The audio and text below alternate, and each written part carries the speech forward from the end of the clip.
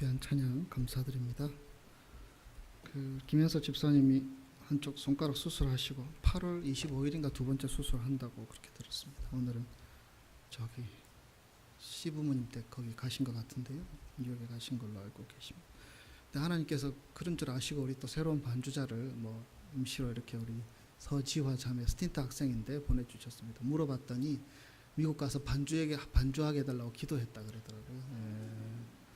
예, 너무 감사합니다. 예, 우리 하나님께서 사랑하시는 크리스탈 한인교회 공동체는 우리가 믿음의 가족이고요. 또 우리 함께 지체된 하나님의 자녀들인 줄 믿습니다. 그래서 오늘은 우리 옆에 계신 분에게 그렇게 축복할 수 있기를 원합니다. 당신 때문에 내가 행복합니다. 당신 때문에 내가 힘이 납니다. 그렇게 축복할 수 있기를 원합니다.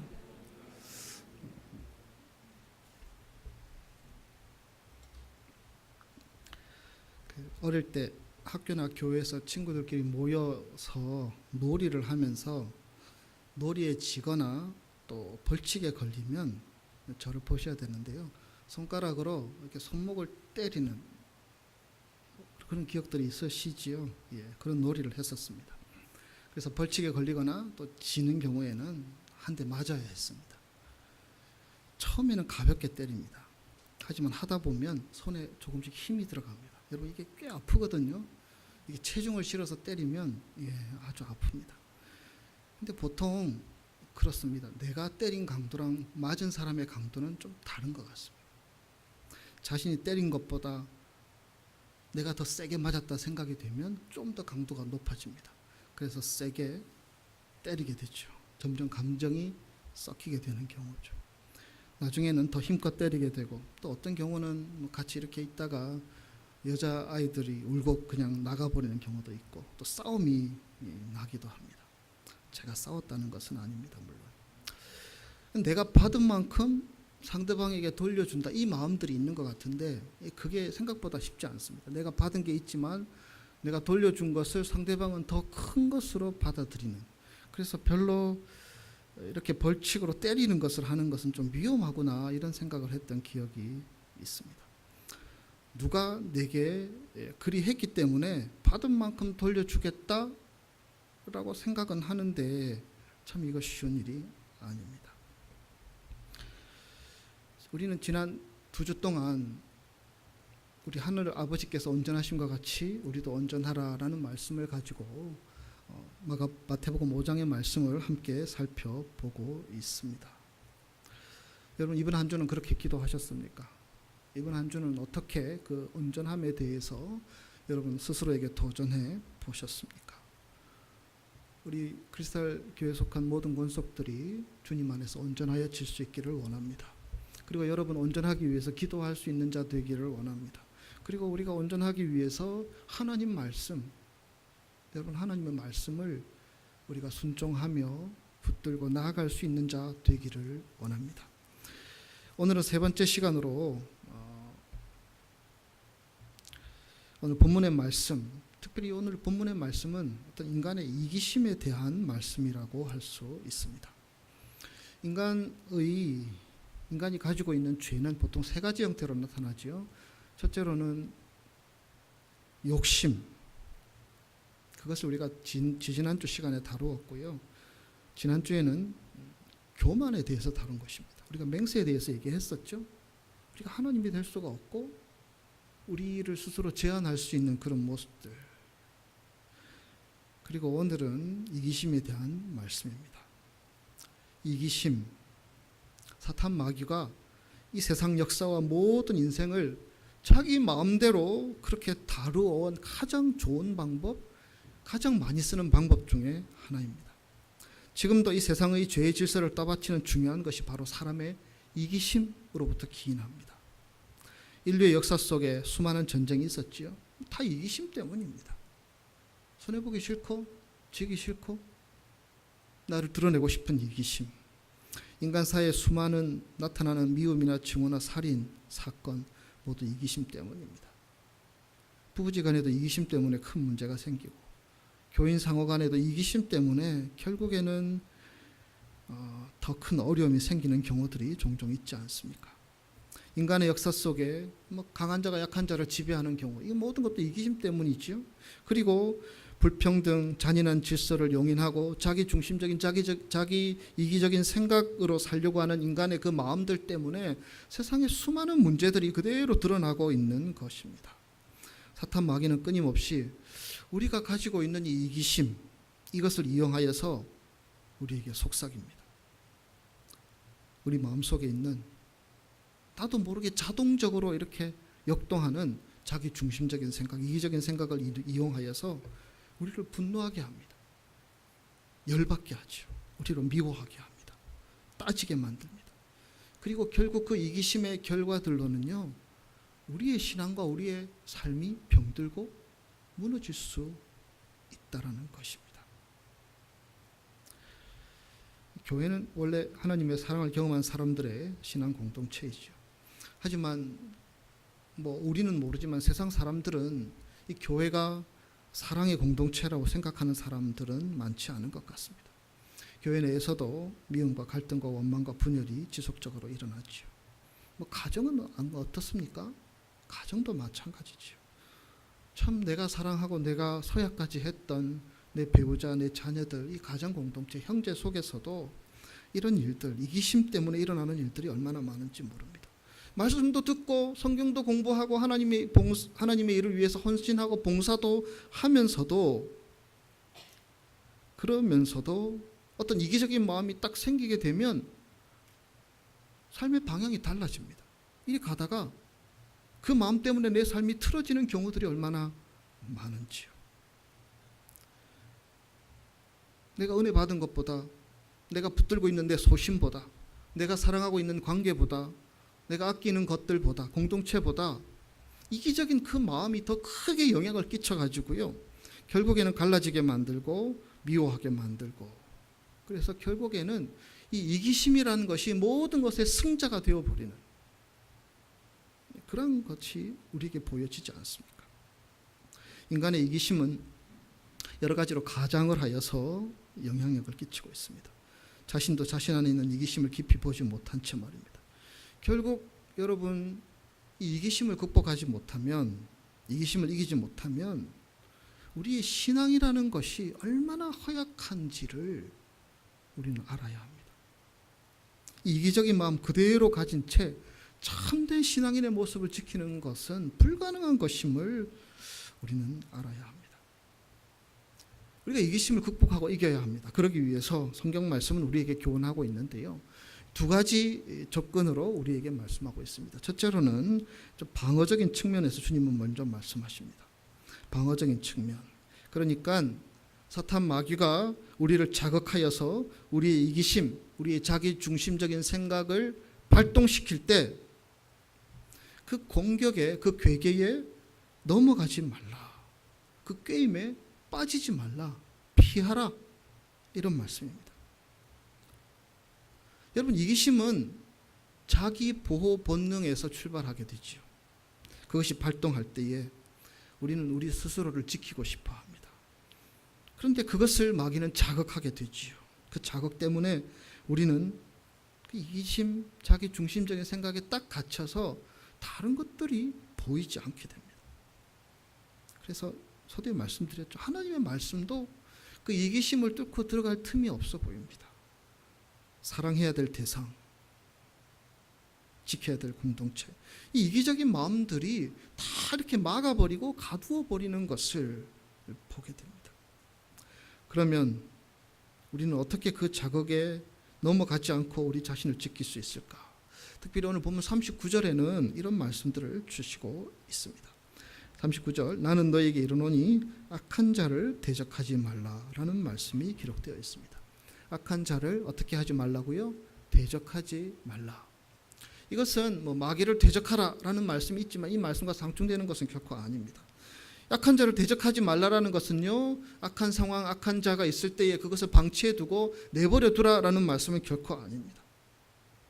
그것은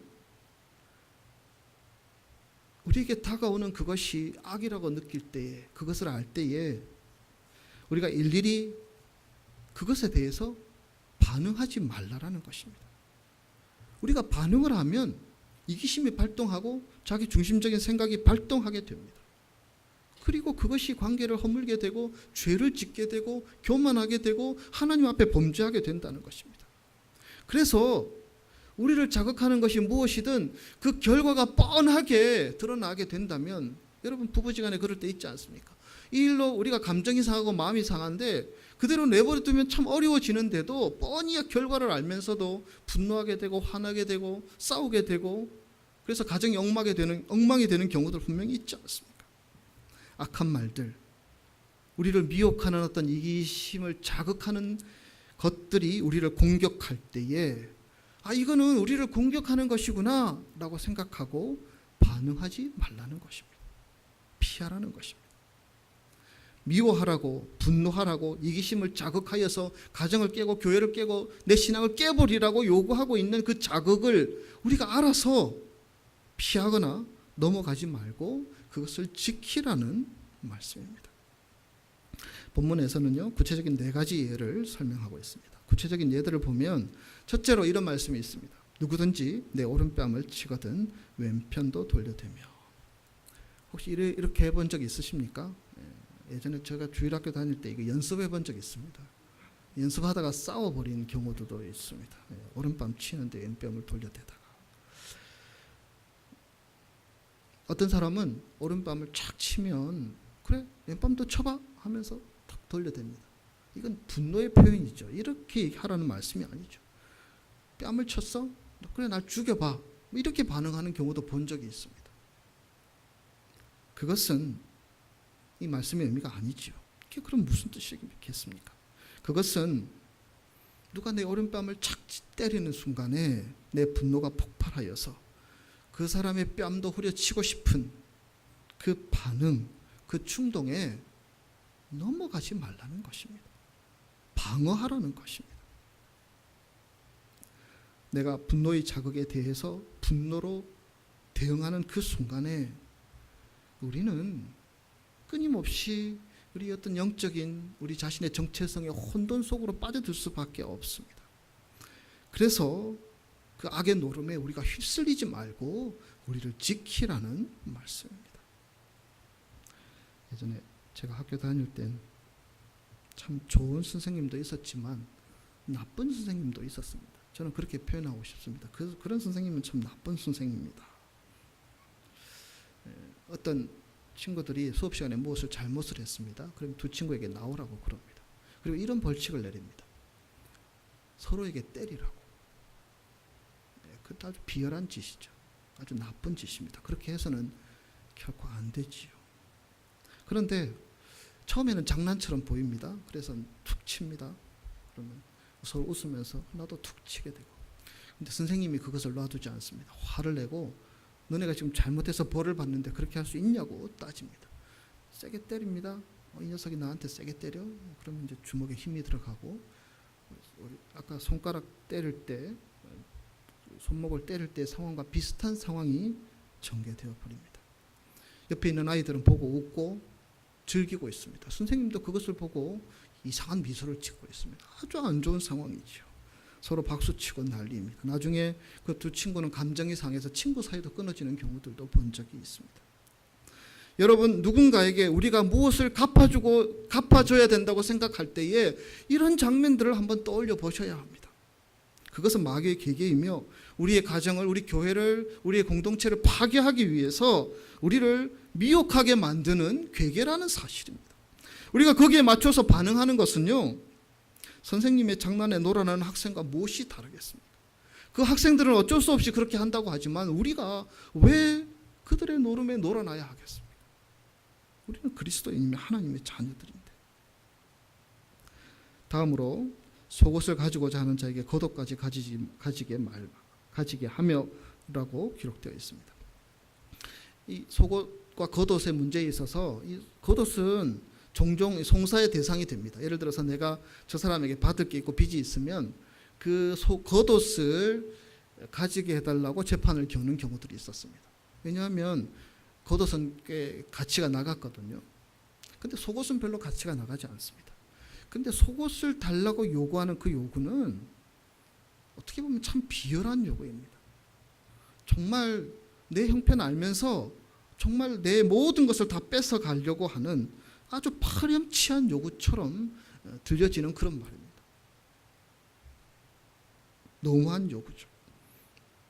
가장 기본적인 것조차도 못 가리게 만들려고 하는 그러한 요구들, 참 참기 힘들고 봐줄 수 없는 일이죠. 그 다음 말씀도 똑같습니다. 누구든지 너로 억지로 오리를 가게 하거든 그 사람과 심리를 동행하고. 여러분, 억지로 오리를 가게 한다는 것은요, 자기를 섬기고 자기 뜻대로 하라고 요구하는 것입니다. 그래서 나를 질질 끌고 가기 싫은데 오리를 가게 하는. 여러분, 살다 보면 그럴 때가 있지 않습니까? 상관이, 또 어떤 사람이, 사랑하는 사람이 나는 원치 않는데 나를 끌고 억지로 가게 하는, 특히 미워하는 사람이 우리를 그렇게 하면, 자기의 권위로, 자기의 어떤 것으로 우리를 그렇게 하면 정말 분노할 수 있지 않습니까? 우리의 자존심을 짓밟는 것입니다. 우리의 자존심은 아주 예민하지 않습니까? 그래서 우리 감정 중에서 가장 예민한 것이 자존심이라고 할 수 있습니다. 이 자존심이 상하면 눈에 뵈는 게 없습니다. 지가 뭔데 나더러 오리를 가자고 해? 이렇게 반응하는 것이 당연하지 않습니까? 그 순간에 우리는 미워하게 되고 분노하게 되고 오해하게 되고 또 그것에 대해서 복수하려고 하는 마음까지 생깁니다. 이기심이 발동하고 자기 중심적인 생각이 발동하여서 우리로 죄 아래 가두어두게 만듭니다. 그래서 죄를 이기기 위해서는 어쩌면 우리 자존심도 꺾을 수 있어야 합니다. 왜냐하면 그것이 우리가 온전한 신앙을 일구어가는 길이기 때문입니다. 마지막 네 번째 42절 말씀 우리 같이 읽겠습니다. 내게 구하는 자에게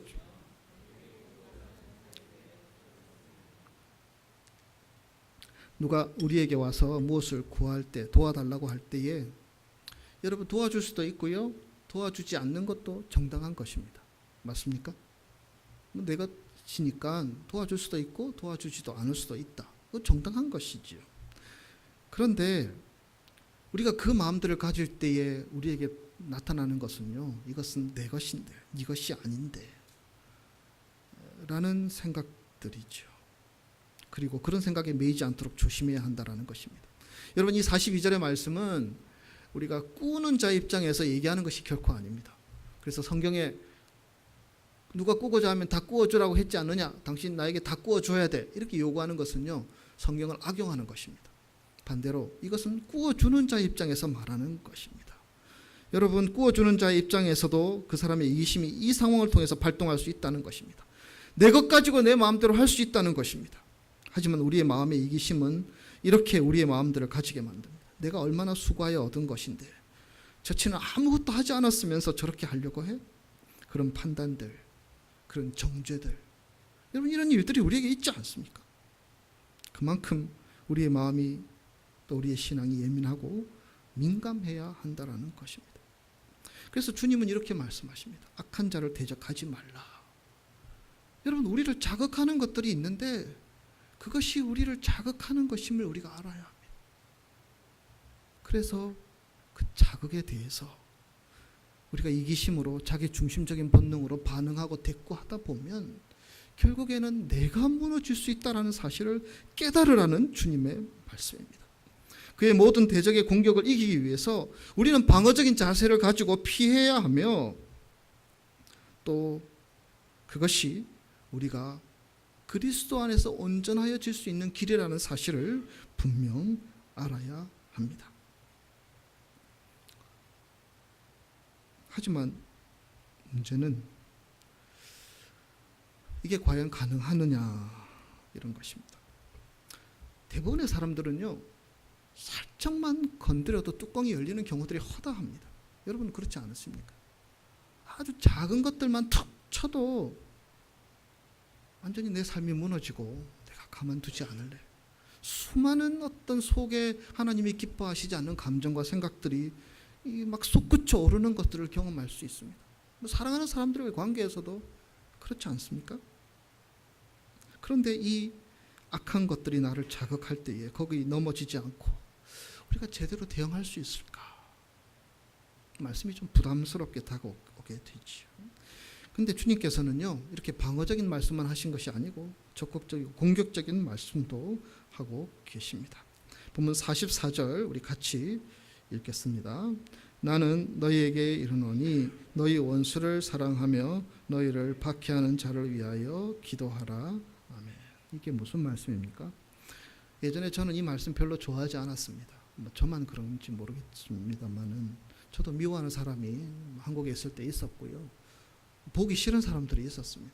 원수까지는 아니더라도 참 저 사람과는 제발 섞이지 않게 도와달라고 기도까지 했던. 근데 하나님께서는 원수를 사랑하고 위해서 기도하라 주여, 이런 마음들 가졌던 시간들이 있었습니다. 도대체 우리 보고 어떻게 하라는 것입니까? 여러분, 원수는 사랑할 수 없는 사람이기에 원수지 않습니까? 여러분, 원수가 있으십니까? 사랑할 수 없는 사람이 원수입니다. 미워할 수밖에 없는 존재이기 때문에 원수입니다. 그런데 이런 파격적인 말씀을 하나님께서는 우리에게 하고 계십니다.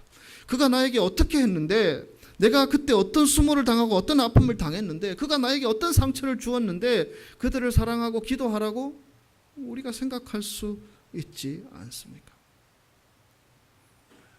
원수만 아니더라도 조금만 나를 불편하게 하고 힘들게 하는 사람이 있으면 그것이 가족이든 누구든 참 힘이 든 것이 형편입니다.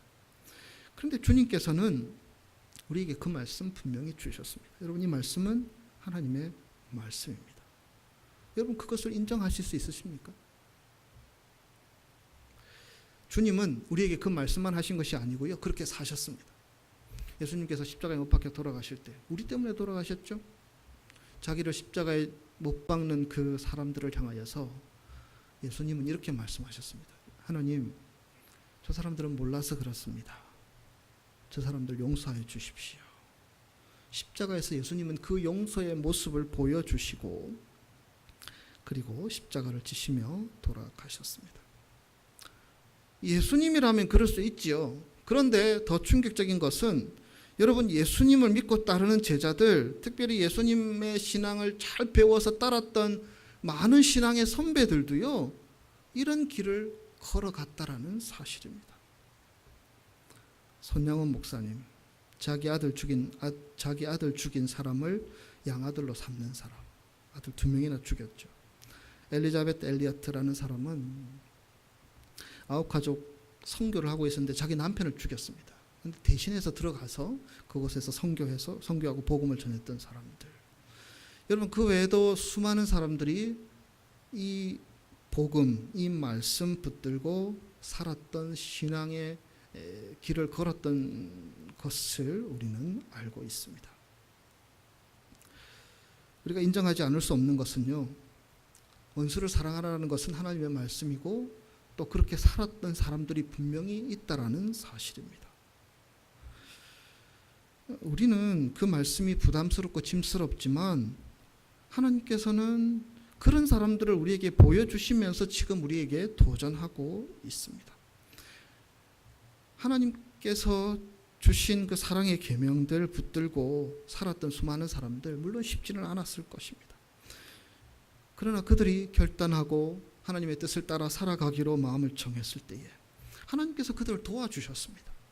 성령으로 힘을 주셨고 사랑의 마음을 주셨고 눈이 달라지게 하셨고 품을 수 있는 마음을 주셔서 그들이 그것을 감당했습니다. 여러분, 신앙이 원래 그런 것 아닙니까? 여러분, 기독교 신앙의 본질, 핵심이 무엇입니까? 한마디로 얘기하면 저는 고등학교 때 그렇게 배웠습니다. 기독교는 사랑의 종교다. 혹시 다른 의견들이 있으십니까? 원수 사랑, 그것도 역시 중심에 서 있는 주님의 말씀이지요. 근데 그건 불가능합니다. 아무리 생각하고 아무리 생각해도 불가능합니다. 제정신으로는 되는 게 아닙니다. 세상 논리도 그렇지 않고요. 그렇게 살면 어떤 분들은 그렇게 얘기합니다. 내가 죽을 것 같다고 그렇게 말하는 이야기도 수없이 듣습니다. 당연히 대적해야 하고요. 그들을 사랑하는 것은 정말 불가능한 것임을 우리가 경험해서 많이 알고 있습니다. 괜히 서투르게 시도하다가 상처만 받을 것 같으니까 아예 시도조차도 하지 않죠.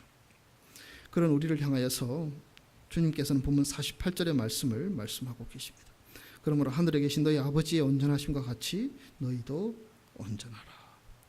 우리가 3주에 걸쳐서 이 말씀을 듣고 있는데요, 여러분, 이 말씀은 참 힘듭니다.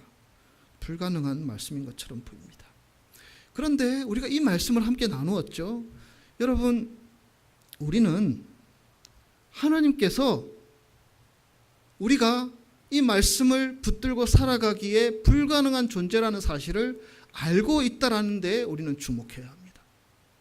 하나님이 우리를 모르십니까?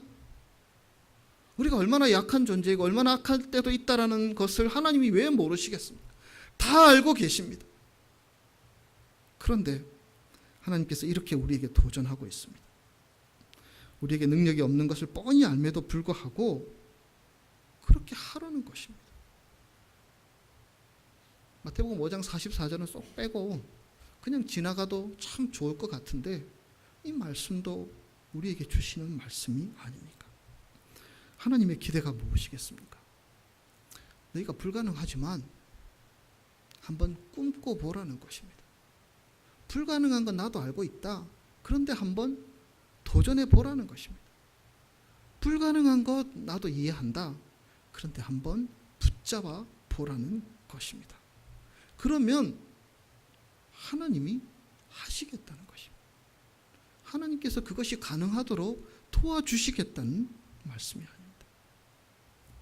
여러분, 사랑의 원자탄 손양원 목사님, 아시는 분도 있고 모르시는 분도 있으시겠지만 1945년 50년 그 어간에 공산당에 의해서 두 아들이 죽었습니다. 아들이 죽는다는 것 저는 상상할 수 없는 일인데요. 저도 아들이 둘이 있는데요. 그런데 아들이 죽었습니다. 그런데 그 아들을 죽인 안재선이라는 사람을 자기 양아들로 삼았습니다. 근데 이게 아주 쉽게 이루어진 일이라면 오히려 우리가 실족할 것 같습니다. 그런데 그 내용들, 그 책들, 그 여러 가지로 들려오는 여러 가지 정보들을 듣게 되면서 여러 가지 생각들을 가지게 됩니다. 두 아들을 잃은 고통, 이 손 목사님은 정말 감당할 수 없었다고 합니다. 그래서 아들이 죽고 나서 그 아들이 묵고 있던 곳에 가서 옷을 이렇게 챙기면서 그곳에 들어가서 한참 동안 나오지 않았다고 합니다. 흐느끼며 울며 통곡하며 하나님을 원망하며 그렇게 슬픔 속에 절규하며 자신을 가눌 수가 없었다고 합니다. 그 딸이 말렸죠. 왜 그렇게 하느냐고. 그렇게 말렸습니다. 그러니까 그렇게 대답하셨습니다. 예수님께서 그렇게 말씀하셨잖아요. 원수를 사랑하라. 내가 그들을 용서하는 것까지는 하고 그냥 끝낼 수도 있지만 그 용서하는 것은, 그들을 그냥 봐주는 것은 예수님께서 원수를 사랑하라고 하신 말씀에 위배되는 것 같아요. 그래서 나는 그를 아들로 삼아야 될 것 같아 라고 결단한 것입니다. 아들로 삼고 나서도 여러분, 그 목사님의 고통의 절규들을 우리는 알고 있습니다. 이해할 수 있습니다. 얼마나 힘들었겠습니까? 새로 양아들 삼은 그 아들 볼 때마다 자기 아들 생각나지 않겠습니까? 내가 어떻게 키웠고 어떻게 사랑했는데. 그런 마음들 들지 않겠습니까? 그들의 죽음이 새로운 아들을 볼 때마다 계속적으로 자신의 마음을, 자신의 아픔을 끄집어내게 만들었죠. 정말 그를 사랑하는 것이 쉬운 일이 아니었습니다. 그러나 목사님은 몸부림쳤고 또 기도하며 애통해 했습니다. 이건 인간적으로는 정말 불가능한 것임을 그분도 알았습니다. 절대로 할 수 없는 일입니다. 그러나 목사님은 하나님의 말씀을 의지하여서 자신은 할 수 없지만 말씀이 하라고 하니 해보겠습니다. 이것이 손 목사님의 마음이셨습니다. 안 할 수 없으니까 이를 악물고 원수 사랑 말씀 앞에 그냥 나간 것입니다. 그렇게 목사님은 이를 악물고 괴로워하면서도 하나님의 말씀을 붙들고자 나아갔는데 하나님께서 그 목사님께 그것을 감당할 수 있는 힘을 주셨던 것입니다. 그 사랑의 마음을 주셨던 것입니다. 하늘에 계신 아버지의 온전하심과 같이 너희도 온전하라. 여러분, 이것은요 우리 신앙의 도전입니다. 신앙은 다 도전입니다. 우리가 할 수 있는 것을 하라는 얘기가 아니고요, 우리에게 할 수 없는 것이지만 하나님께서 우리에게 말씀하셨고 이것을 붙들고 나아가면 너희에게 생명이 있고 은혜가 있기 때문에 우리에게 도전하시는 도전의 말씀입니다. 도전에 반응할 때 역사가 나타나는 것입니다. 내가 할 만큼 할래. 나는 그냥 여기까지만 할래라고 생각하면 무슨 변화가 있고 우리가 믿는다는 증거가 도대체 무엇이냐는 것입니다. 여러분, 하나님께서 우리에게 그렇게 말씀하시죠. 너희는 먼저 그의 나라와 또 무엇을? 그의 의를 구하라.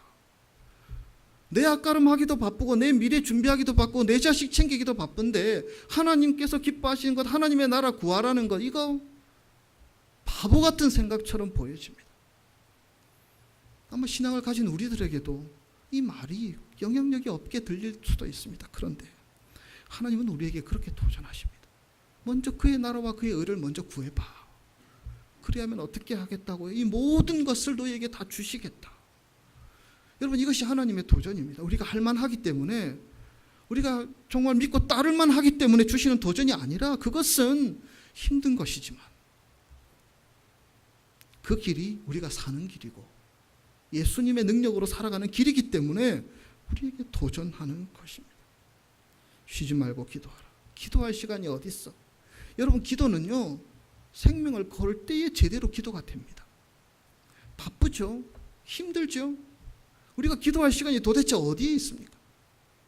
운동할 시간도 없고 가족과 함께 보낼 시간도 없는데 도대체 언제 기도하겠느냐? 그런데 주님께서는 우리로 쉬지 말고 기도하라고 도전하십니다. 도전입니다. 그 도전에 반응하라고 주님이 요구하시는 것입니다.